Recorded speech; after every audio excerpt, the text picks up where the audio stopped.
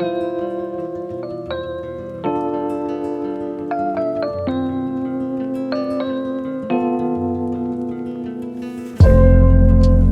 Welcome to our new blog. कैसे आप सब? आई होप आप सब अच्छे होंगे। तो स्वागत है आपका एक और न्यू ब्लॉग में। तो ये ब्लॉग है कान्हा जी की छठी का।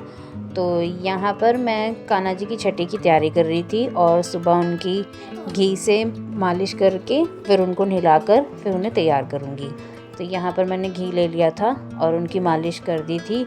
फिर उसके बाद इनको पंचामृत से, जिसमें दूध, शहद और गंगाजल, मिश्री और दही, इन सबको मिलाकर पंचामृत बनाकर फिर इनको इसमें स्नान कराएंगे और उसके बाद इनको अच्छे से क्लीन कर नए कपड़े पहनाएंगे। तो यहाँ पर मैं कान्हा जी के लिए, वैसे तो छठी में जो है वो येलो कलर की ड्रेस पहनाते हैं, लेकिन मैंने ना इनके जन्माष्टमी वाले दिन ही इनको येलो कलर की ड्रेस पहनाई थी। तो यहाँ पर मैं मिक्स कलर ले आई थी, तो इसकी पूरी कलरफुल ड्रेस है। तो यहाँ पर इनको तैयार करके इनके मैं लगा रही थी इत्र। तो इसी तरह से इनको जल्दी से तैयार कर लेती हूँ। आप लोग मेरे ब्लॉग में आके ऐसे ही बने रहें। और ये है येलो वाला चंदन, उसको इनके माथे पे इस तरह से लगाकर और कुमकुम से तिलक लगाकर और मैंने इनका सब श्रृंगार कर दिया था। और इस तरह से हमारे कान्हा जी जो हैं वो बिल्कुल तैयार हो गए हैं।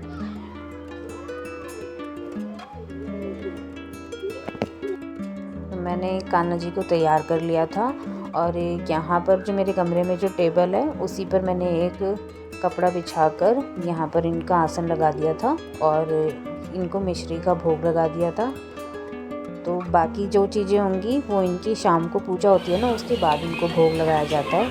तो इसीलिए अब मैं आ गई थी किचन में कढ़ी चावल बनाने के लिए। तो कान्हा जी को जो है छठी पर कढ़ी चावल का ही भोग लगता है, मोस्टली हर कोई यही बनाता है। तो मैं भी कढ़ी चावल बनाने लगी थी। तो कढ़ी चावल हमारे बन गए थे। तो मैं आप लोगों को एक चीज़ बताती हूँ कि मैंने कान्हा जी जो है वो टेबल पे इसलिए रखे हैं क्योंकि मेरे मंदिर में ना इतनी जगह नहीं है, तो इसीलिए मैंने इनको यहाँ पे टेबल पे डेकोरेशन करी थी तो यहाँ पे रख दिया था। वैसे तो जो ये कान्हा जी है ना, वो मम्मी जो है वो सेवा करती हैं इनकी, और वही अपने कमरे में, अपने मंदिर में उन्होंने अपना मंदिर बनाया हुआ वहाँ पर रखती हैं। तो अभी इस टाइम पे वो गई हैं गाँव, तो इसीलिए इनकी पूजा जो है वो मैं कर रही हूँ। तो यहाँ पर मैंने डेकोरेशन कर ली थी। फिर उसके बाद एक दिया जलाया घी का, फिर उसके ऊपर एक चम्मच रखकर जो है काजल बनाया। काजल बनाने के बाद सबने एक एक करके कान्हा जी को काजल लगा दिया था। तो काजल लगाने के बाद फिर हम लोग इनकी आरती करेंगे। तो सभी बच्चों ने ना इतना सारा काजल लगाया कि उनका पूरा मुंह काजल में हो गया था। फिर उसके बाद मैंने ना उनको थोड़ा थोड़ा साफ़ कर दिया था और हल्का सा काजल लगा रहने दिया था।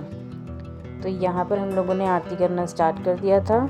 सभी लोग जो है मिलकर आरती कर रहे थे।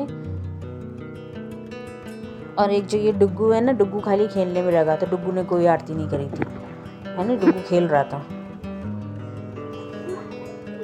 तो आरती हमारी हो गई थी। तो एक एक करके अब सभी लोग हम भोग लगा रहे थे।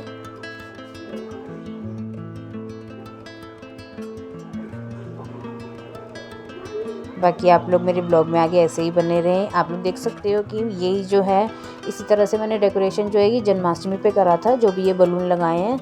और इसी तरह से ना मैंने छोड़ दिया था कि दोबारा जब कान्हा जी की छठी होगी तब मुझे दोबारा से डेकोरेशन नहीं करनी पड़ेगी, यहीं पर ही दोबारा से मैंने इनका आसन लगा लिया था। तो इस तरह से हमारी पूजा जो है वो हो गई थी। तो आप लोगों को हमारे कान्हा जी हैं जो वो तैयार होके कैसे लग रहे थे, मुझे कमेंट सेक्शन में कमेंट करके ज़रूर बताना। और आपको मेरा ये ब्लॉग कैसा लगा ये भी बताना। उम्मीद करती हूँ कि आपको मेरा ये ब्लॉग अच्छा लगेगा। ब्लॉग अच्छा लगे तो वीडियो को लाइक करें, शेयर करें, और अगर आप मेरे चैनल पर नए हैं तो चैनल को सब्सक्राइब करें। और जल्दी ही मिलेंगे आपको एक और इंटरेस्टिंग ब्लॉग के साथ। तो चलिए आज का ब्लॉग यहीं ख़त्म करते हैं। उम्मीद करती हूँ आप मेरे ब्लॉग को पसंद करेंगे।